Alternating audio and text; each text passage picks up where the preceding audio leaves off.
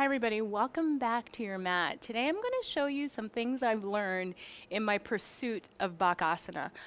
For those of you who might not know what Bakasana is, it's crow, or sometimes I've heard it called crane pose. I've heard it both. And this is some ideas or some ways that we can make this pose more accessible to more people. So I'm going to show you 3 variations that I've played with, that I've seen, that I've worked on in my own body. And I'm grateful to have Catherine here, who's going to be my fearless model today. I think one of the biggest fears with doing this particular arm balance is falling flat on your face. And we're going to work on trying to alleviate some of those fears and help you get into the pose, whether it be on your back or whether it be the actual arm balance. So my advice is, if you are going to try Bakasana or work with Bakasana, it's really important that you do a hip opening practice, because you are going to have your legs extended out, so you need to make sure that your hips are open. So before we get started, we're going to do a little bit hip opening, and then we're going to work into our Bakasana. So Catherine, would you like to lay on your back for me?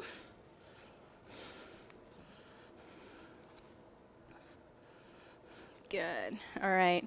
So let's just start by coming into our breath. So put your hands on your belly, close your eyes.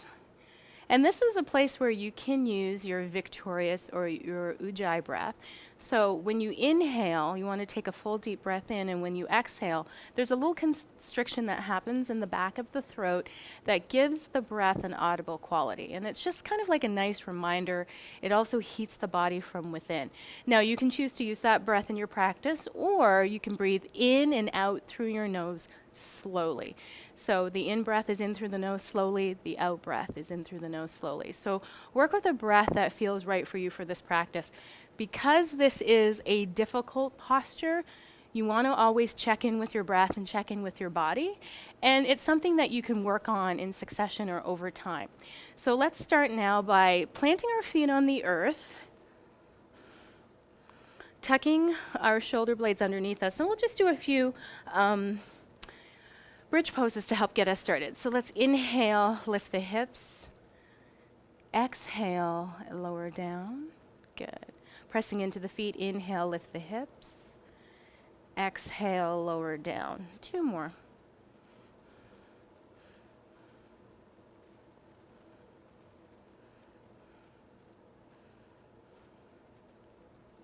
Good. And on your last one, lower down and go ahead and cross your right ankle over your left knee. And draw your left knee into your chest. So this is a reclining pigeon that we're going to work with, a little bit of a hip opening. So really flex out of the outer edge of your foot. Go ahead and flex your feet. Just keep your muscles active in this pose. Good. Go ahead and release both feet down to the earth. And now draw the right knee back into the chest and take a half happy baby here. So we're just going to grab half happy baby, working on pushing out through the inner edge of the foot, pulling down at the outer edge, and making sure that your knee my knee likes to do this too, kind of roll out to the side, but keep it lined up toward the center. Good. Exhale, release.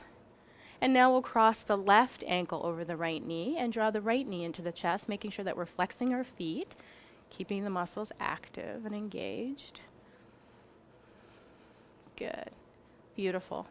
And now plant your feet on the floor, and we'll do a half happy baby on the left side. So just go ahead and open up. So you will have done a full practice where you're working on your hips, and maybe there's something that you just explore on your own.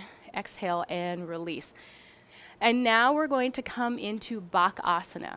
We're going to do Bakasana on our back for those of us who may be afraid to fall on our face or may not be strong enough to support the weight on our hands. So what you want to think about in Bakasana is the low ribs moving toward the hips, so that we're lifting from our low back or our center back is kind of what we want to lift up. So if we can engage our abs and think of bringing the low ribs toward the hip bones, we engage those muscles to lift us up. So let's start first with bringing our knees into our chest. And I'm going to have Catherine put the inner edges of her feet together, and then take your knees out wide. Now we're going to mimic Bakasana by taking our elbows to the inside of our knees and pretending that we're placing our hands on the floor. So turn your palms down. Now squeeze your knees into your elbows, push your elbows back out against your knees, and then work on pushing the low back down toward the floor, because that's where we're going to lift from. And this is a variation of Bakasana for your students who may not feel comfortable doing it as an arm balance. And you're working a lot of core here by pulling your low ribs towards your hip bones, right? Yeah. So this can be an intense pose for your students. So that's option number one. So you can come back to planting your feet on the floor. Go ahead and roll to the right side and push yourself up to seated. Okay. So that may be step one in your progressive working of this pose. So you might be working up to this. The second way that we can play with Bakasana is I like to put a blanket in front of me. The way I kind of figured out Bakasana in my own body is I did this on my lawn so that if I fell down, I was just going to fall into the grass. And I looked at playing with Bakasana with like a childlike whimsy. Like sometimes when you were learning to do a cartwheel when you were a kid, you fell down. So that was kind of my attitude around that. So I'm going to put a blanket in front. Sometimes that's just like a psychological, if I fall, I'm going to fall into the blanket. And I'm going to have Catherine stand on the block. I'm using a cork block here because the foam blocks kind of are squishy when you're standing on them. So go ahead and stand on the block with your feet together. Good. And then you're going to squat down like you're going to do Bakasana. So you're going to squat your knees wide and bring your hands to the floor. Okay, so you really want to make sure you're engaging the knuckles and the fingerprints of your hands here. Okay, and what the block does is it gives you an opportunity to get your knees a little bit higher. So I'm going to have Catherine squeeze her arms with her knees and at the same time kind of push out with her arms. And then she might get one toe off or she might get two toes off. And if you don't get two, that's quite all right. So here you can play with it a little bit. Perfect. Nice. Come down when you're ready, 1 foot at a time. So that gives you a little bit more of a lift to get into Bakasana. The third way that you can play with Bakasana is to use a block underneath your forehead to help maintain your balance. You want to use this particular variation if you're already able to get up into Bakasana, but maybe you can hold it for a second or two without kind of falling forward.